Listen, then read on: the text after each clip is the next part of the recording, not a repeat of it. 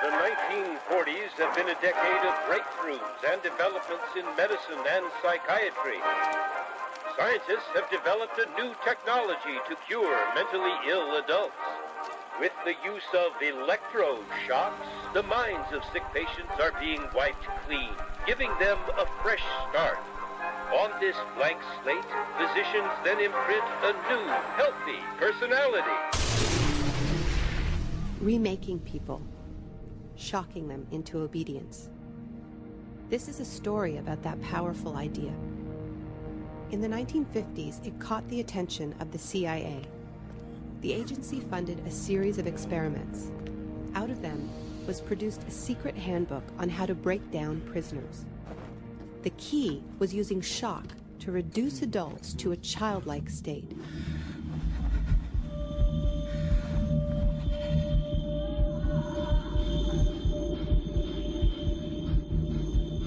It's a fundamental hypothesis of this handbook that these techniques are in essence methods of inducing regression of the personality.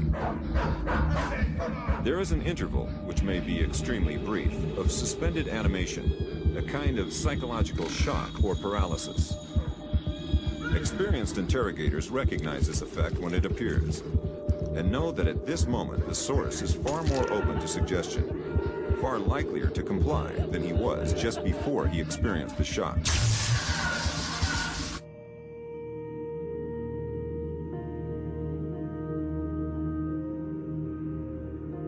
But these techniques don't only work on individuals.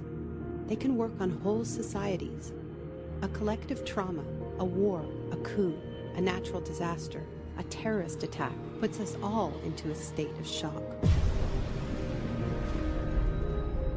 And in the aftermath, like the prisoner in the interrogation chamber, we too become childlike, more inclined to follow leaders who claim to protect us.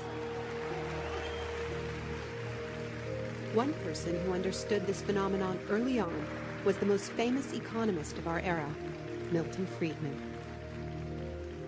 Friedman believed in a radical vision of society in which profit and the market drive every aspect of life, from schools to healthcare, even the army.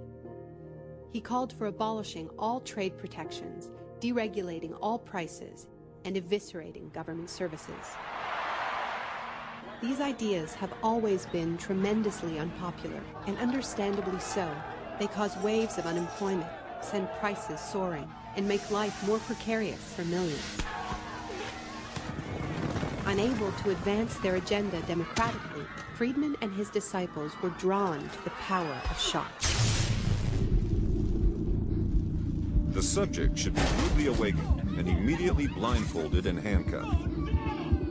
When arrested at this time, most subjects experience intense feelings of shock, insecurity, and psychological stress. The idea is to prevent the subject from relaxing and recovering from shock.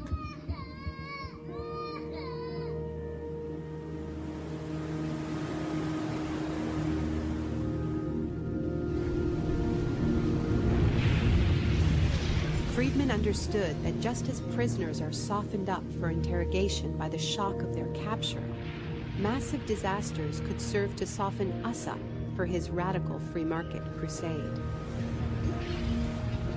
He advised politicians that immediately after a crisis, they should push through all the painful policies at once before people could regain their footing.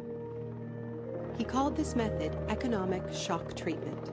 I call it the shock doctrine.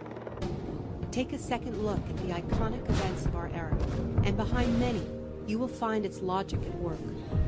This is the secret history of the free market. It wasn't born in freedom and democracy. It was born in shock.